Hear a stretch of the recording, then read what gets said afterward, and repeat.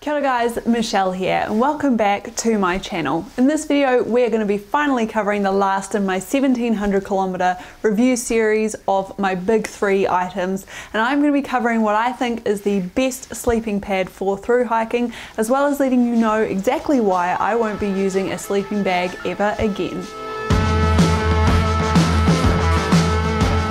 Now before we go any further, I want to let you guys know, as usual, that I have not been paid or sponsored by Enlightened Equipment or Thermarest to do this review, and last year when I purchased these items to go towards my through hiking gear list for Te Aroha, I bought them with my own money. Now the first thing we're going to be covering in this video is my thoughts and comments on my Enlightened Equipment Enigma 10-degree quilt. And if you haven't already seen it, I did do an unboxing video when I first purchased that quilt back at the end of 2018. If you haven't seen it already, make sure you go and check it out up here. Now in that video I did go a little bit into all the specs of the Enlightened Equipment Enigma quilt, but I also wanted to give you an idea in this video of exactly why I ended up choosing that quilt over a sleeping bag. So basically I come from a long history of camping with sleeping bags, and specifically synthetic sleeping bags. And it's just one of those things when you're doing car camping is that you don't really worry too much about how much your gear and equipment weighs. So I had a nice 4-season synthetic sleeping bag that I picked up back when I was a teenager, and I've been using that basically for all my camping ever since. Now of course the major downside to having a synthetic sleeping bag, and in particular a 4-season one, is that it does weigh an awful lot, and really it was just not going to be a good option for going on a hiking trip. Outside of that, it's also very bulky and it wouldn't compress down very small. So that's why I started to look around in particular for down sleeping bags and also down quilts to take with me on my through hike of Te Aroha. Now when it comes to sleeping bags and quilts, there is so much choice out there, and it can be quite overwhelming to try and figure out exactly what you want. So one thing that really decided me on going with a quilt, or at least trying out a quilt over a sleeping bag, is that I tend to fully unzip my sleeping bags anyway and just throw them over me like you would a quilt regardless. I don't like the nature of feeling a little bit confined or claustrophobic in a sleeping bag, and I don't tend to use the hoods too much anyway, so I thought that a quilt would be quite a good option for me. So I had a really good look around on the market to see what other through hikers and other long distance hikers were using out on the trail, and one of the brands that kept coming up over and over and over again was Enlightened Equipment. Now I just happened to be over in America at the time anyway, so I took advantage of that opportunity to have shipped to me one of the stock standard Enlightened Equipment Enigma 10-degree quilts. And I was so happy with it when it turned up and I actually got to touch and feel it for the first time. So let's cover off some of the specs on that quilt. So the Enigma quilt is actually constructed from a very lightweight 10D nylon, which makes up both the outer and the inner of the quilt. The stock standard Enigma comes with a black outer and a very cool purple coloured interior. I decided to go with the 850 fill power DownTech treated down as the insulation on the interior of my quilt, and the reason for that was that I knew I was possibly going to be dealing with condensation and damp environments whilst I was on Te Aroha. Also, the quilt features vertical baffles, which means that the baffling for the quilt goes vertically from head to toe as opposed to horizontally around the quilt. And one of my favourite features of the quilt is that it does have a fully sewn in toe box. This is in contrast to, say, for example, the Enlightened Equipment Revelation quilt, which is a fully openable quilt which cinches together at the bottom with a DRAWCORD. Now although there is no official temperature rating of this quilt because it is a quilt and not a sleeping bag, Enlightened Equipment say it will be good down to 10 degrees Fahrenheit, which works out to about -12 degrees Celsius. As far as sizing goes, I decided to go with the regular width and the regular length. I'm about 167 centimeters tall, and the regular length quilt comes in at about 183 centimeters long. Now of course with an ultralight quilt like the Enigma, the biggest thing that people are concerned with is how much it weighs. The official weight of the Enigma quilt is about 692 grams, but I have to say that when I've weighed it on my scales at home, I actually weigh it in at more like 616-ish grams. Now the quilt does come with Enlightened Equipment's equivalent of a sil nylon stuff sack for it, which roughly weighs in at about 20 grams. And it also comes with a really wonderful organic cotton storage bag, which you should store your quilt in when you're not using it. Now I didn't actually end up using the stuff sack that the quilt came with. I decided instead to go with an extra waterproofing redundancy and picked up a Sea to Summit compression stuff sack, which actually weighs about 120 grams. This took the total weight of my quilt for me to around about 730 grams, which is still super light when compared to other options that are on the market for around about that temperature rating. Okay, now we've covered off all of the specs and features of the Enlightened Equipment Enigma quilt. Let's get straight into the things that I liked and I didn't like about the Enigma quilt. So one of the things that I was looking for when I was searching for the best sleeping bag for hiking was how versatile it was going to be to me actually on the trail. Now I'm somebody who struggles to sleep in a sleeping bag anyway, so one of the things I was particularly concerned about was how comfortable it was going to be if I was tossing and turning during the night. So I tend to move around a lot in my sleep at nighttime. I'm not one of these people who just can go to sleep in one position and wake up in exactly the same position, and in sleeping bags that's often something that is very difficult to do.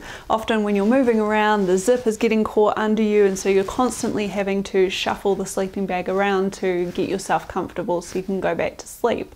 With the Enlightened Equipment Enigma quilt, I never had a problem with tossing and turning, and of course most of that was to do with the fact that a lot of the time I had the quilt completely open over the top of me. I could basically keep my feet nice and stuck in the sewn-in toe box at the foot of the quilt and toss and turn around as much as I liked inside my quilt and not need to worry too much about feeling claustrophobic or restricted inside it.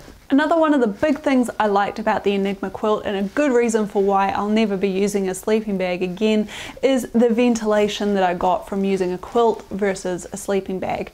As I mentioned at the start of this video, I tend to always have at least part or possibly all of the zipper on my sleeping bag open anyway to try and get some additional airflow through, especially when you're hiking or through hiking as I was in the summer months, and you might be a little bit too warm otherwise in your sleeping bag or quilt. I could just throw the quilt back off from over the top of me to get some added ventilation if I needed to, or I could cinch it all the way down around me at nighttime if it was particularly cold, and I didn't actually find that it was too drafty. This is a concern that a lot of people have with quilts over sleeping bags. So instead of with a sleeping bag having material that encompasses your entire body, quilts often miss the back section or back couple of sections of what you would otherwise have in a sleeping bag. This might be where you would normally expect to find the zipper, for example. There's a number of reasons why this is the case. One of the biggest reasons is that it does reduce the weight of the quilt overall in comparison to a sleeping bag. Now of course with a quilt that means that you don't have a zip that you can do all the way up, so you're not completely enclosed, but the Enlightened Equipment brand has looked at this really seriously. They've noted that concern from people, and they've actually put a series of little clasps or clippers or poppers on the back of the quilt so that you can effectively cinch it down just like you would with a zip on a sleeping bag anyway, to minimize those drafts. And one of the things included with every single Enigma quilt is a set of sleeping pad attachment straps. And again, the idea behind these is so that you can really attach that quilt down to your sleeping pad to minimize the amount of drafts you might get throughout the night. One of the unexpected things that I really appreciated from the Enigma quilt was just how quick it was to dry if it got a little bit damp. Now I was a little bit nervous about transitioning from a synthetic sleeping bag to a down quilt, because we all know that down does not perform very well once it gets wet.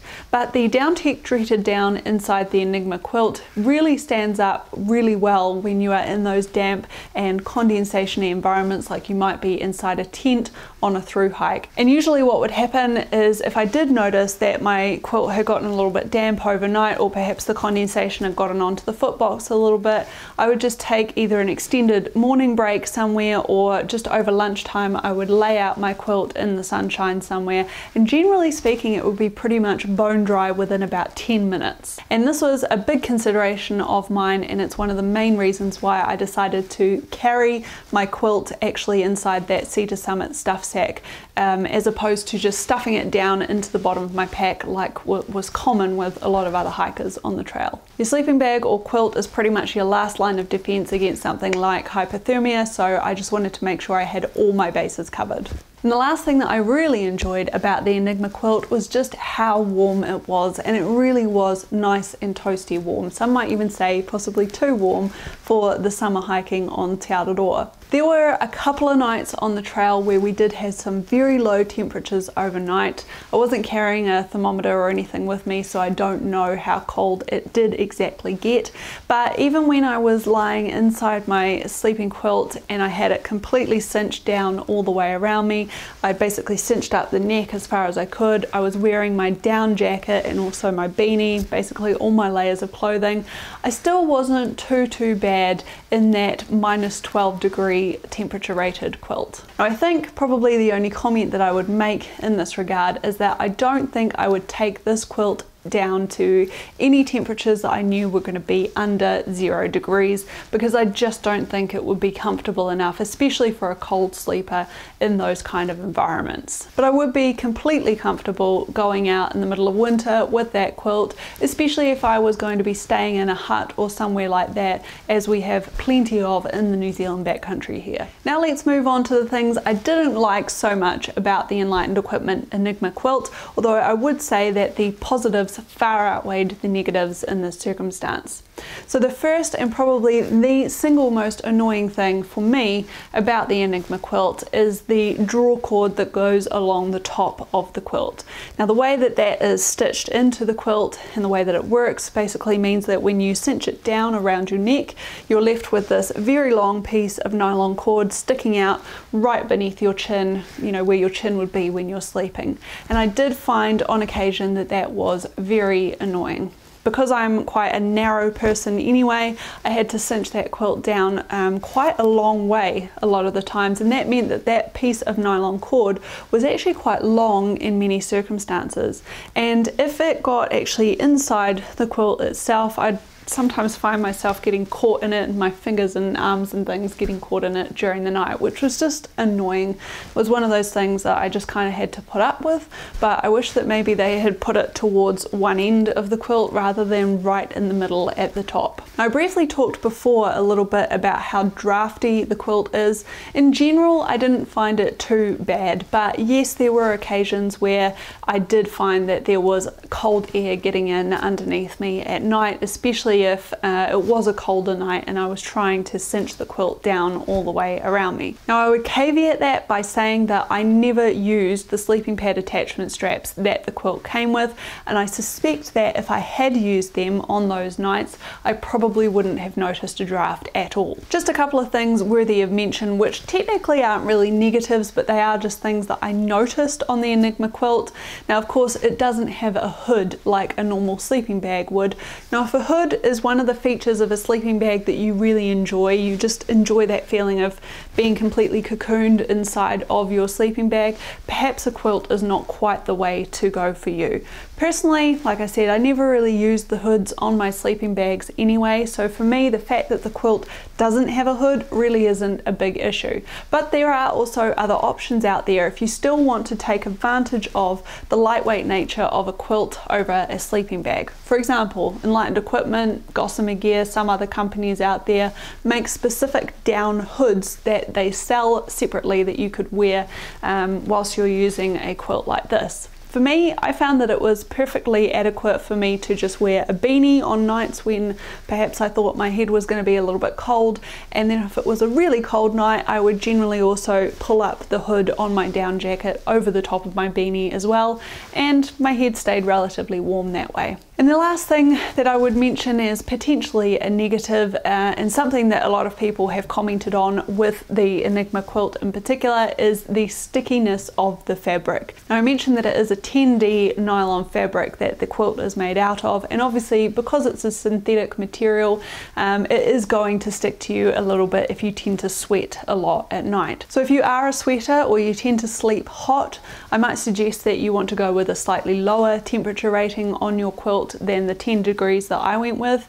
Personally, like I said, I'm a cold sleeper anyway, so I didn't find that I was really sweating at night, and I also generally always slept with a pair of long leggings on and generally a long top. Now, having said that, even though I did usually sleep in long sleeping clothes, there were a few nights on the trail where I would just sleep in a singlet top and shorts, and on those nights, yes, I did notice that if I was particularly hot, my skin could stick a little bit to the fabric on the Enigma quilt. So now I've had an opportunity to try out the Enlightened Equipment Enigma quilt. I now use it as a big example of why you should use a quilt on your hiking adventures. I just love the quilt. For me, it makes total sense. Like I said, my previous experience with sleeping bags, I would always be sort of compromising on how I was using it, how I had it draped over me, because they were never quite right and they always made me feel a little bit claustrophobic. A quilt really ticks off all of those concerns for me and allows me to basically just use it like a duvet, like I would at home on the trail instead. On top of that is the fact that I really wanted to focus on getting as lightweight a quilt as possible, but I was incredibly nervous about going too lightweight and not being warm enough. But this is where a gear company like Enlightened Equipment really stands out, especially over some of the others that we have available to us here in New Zealand, because you're able to get the same kind of warmth as you would from a very highly rated sleeping bag, but without all the extra drawbacks and the extra weight of having that sleeping bag. Now, I was a little bit nervous that the 10D nylon fabric on the outside of the quilt would be very fragile, and I was almost expecting that at some point along the trail I would end up snagging that and creating a hole.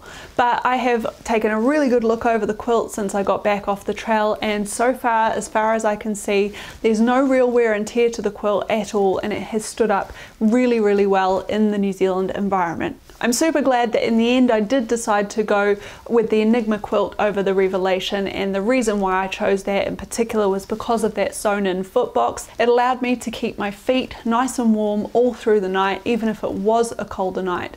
And I was a little bit nervous that with the cinching design of the Revelation, so not having a sewn in foot box, my feet might have gotten a few more drafts through the night and they might have been a little bit colder. So like I said, I will never go back to a sleeping bag after using the Enlightened Equipment Enigma quilt, and I hope that this little review has given you an idea of why you should use a quilt in your hiking adventures in the future. Let's move on to the second aspect of my sleeping system, and that is of course my sleeping pad. So for my sleeping pad I use the Thermarest Neoair Xlite sleeping pad for women. Now, I haven't reviewed or covered this pad before in any of my videos, so let's go over some of the specs to start with. So one of the first things that you want to look at when you're looking for a sleeping pad is to see what the R value is on that pad. Now, the R value is basically the insulation value, and that is how warm it's going to keep you from the coldness of the ground underneath where you're putting your sleeping pad. So on the Neoair Xlite for women, the R value is actually substantially higher than the standard Neoair Xlite. So in the women's pad it is 5.4, and that is in comparison to the 4.2 value R rating on the standard version of this pad. I'm not quite sure exactly how Thermarest have managed to achieve the higher rating for the women's pad.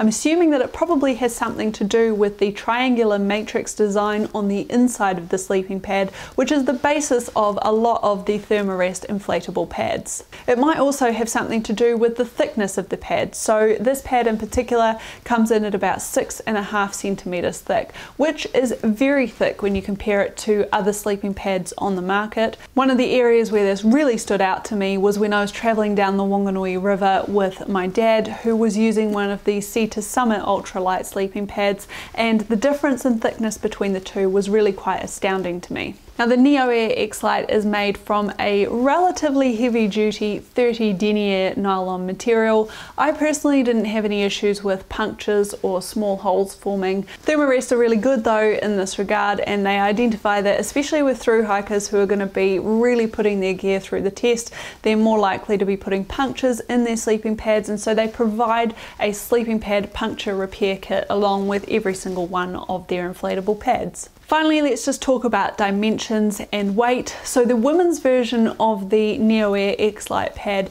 is slightly different to the other regular versions of the pad in that it is slightly narrower and slightly shorter. So we have a 51 centimeter width on the pad and then 168 centimeter length on the pad.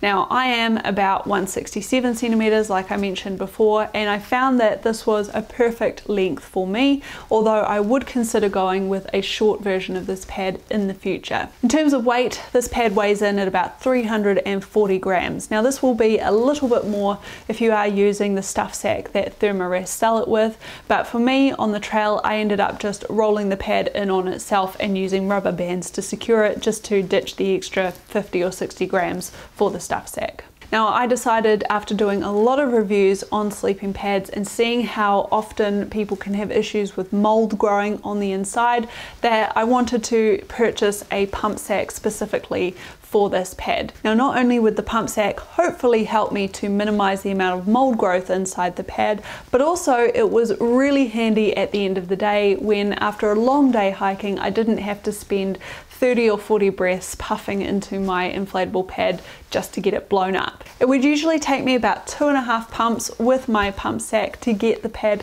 completely inflated, and then I'd just lay on it and let a little bit of air out to make it optimal comfort level for the night's sleep. Alright, so let's talk about some of the things I really liked about this pad, and the first thing, which I've sort of touched on a little bit already, is just how cushioned this pad really is. You don't really notice the 6 centimeter depth of the pad until you're actually using it, and even then probably until after about 2 or 3 weeks of using it, when I realized that I had never once bottomed out on the pad. That means I'd never once felt any part of my body touching the ground through the pad. And I thought that this is a really important thing, especially for a thru hiker who, let's be honest, is going to be out on trail for around about 3 to 5 months, maybe a little bit longer on some trails, and who are trying to get the optimal level of comfort for themselves during that time. Now that cushioning obviously also went a long way towards how warm I felt this pad was. Even on those couple of really cold nights that I had on the trail, I have to say that I never once found myself thinking, gosh, I can feel a lot of cold air coming up from the ground. In fact, more of it seemed to be coming in from underneath the bottom of my DRAWCORD tent than it was actually coming from underneath me. And in fact, once I'd been lying on my sleeping pad for a little bit of time, it seemed like I was insulating the air actually inside the pad, warming it up a little bit, and then that was actually acting as a nice little warmth source for me as well. Now I mentioned of course that I did enjoy using that Neoair pump sack to inflate the pad, and that I could do that relatively quickly with using that, but I also liked how quick it was to deflate. So in the morning I would generally just open that valve up pretty much as soon as I woke up in the morning, and by the time I had finished rolling around and maybe changing into my hiking clothes for the day, it was pretty much deflated. And even if it wasn't, it was a simple case of just rolling the pad down once, unrolling it again, and then folding it all up nice and neatly before I rolled it to pack it away into my pack. And one other thing that I really liked about this sleeping pad that I didn't really notice until I came off the trail and started looking at other people's reviews is that I never seem to suffer with sticking to this pad at night time. Now I mentioned I am a cold sleeper anyway, I don't tend to sweat at night, but even on the nights when I was sleeping in just a singlet top and some shorts, I never noticed that I was getting stuck to the pad, and I have a feeling that's probably just because of the kind of material that it's made from. I'm not even sure if potentially the women's version of the pad is slightly less sticky than the regular version, but even if you take a good look at it, it's not made of a very shiny material. It's sort of a more dull matte finish material, and I think that perhaps this is just a less sticky material in the first place. So let's just quickly cover off the two things that I did not like about this sleeping pad.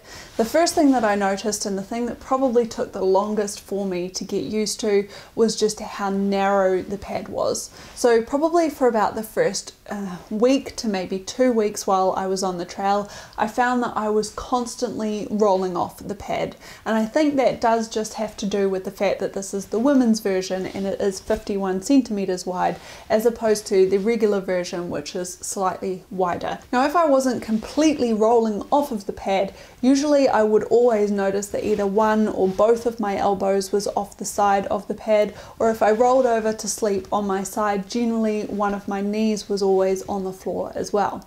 Now on a hot night this isn't so much of a big issue, but if you're trying to get to sleep on a cold night, then obviously having any part of your body touching that cold ground underneath your ground sheet is not ideal. I don't know that in hindsight this is enough of an issue to justify me upgrading to just the regular version of the pad, especially because it has a lower R value, but it's something that you might want to consider when you're looking for a sleeping pad for yourself. And the second thing that I didn't like about this pad is the thing that nobody likes about this pad, and that is just how noisy it is.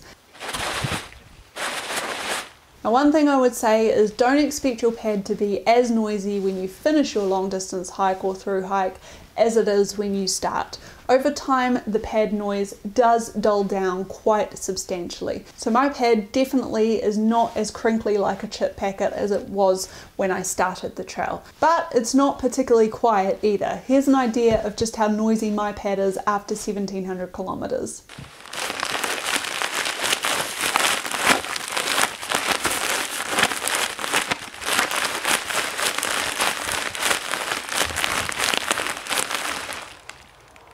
Now when I first started out on the trail, I was a little bit self-conscious of this, but I never had any of my fellow hikers coming to me and saying how noisy it was or that it was keeping them awake.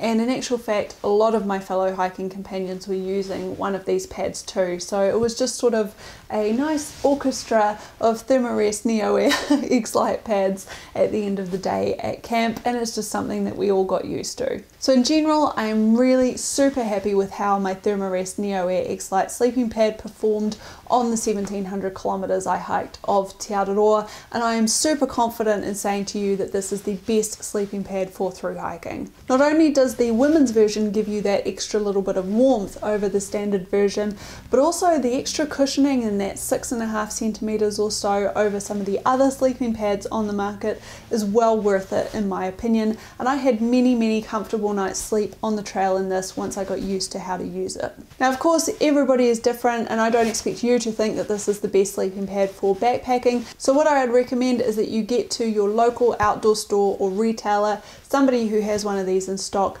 ask them to inflate it for you and give it a try for yourself. Okay guys, that is it.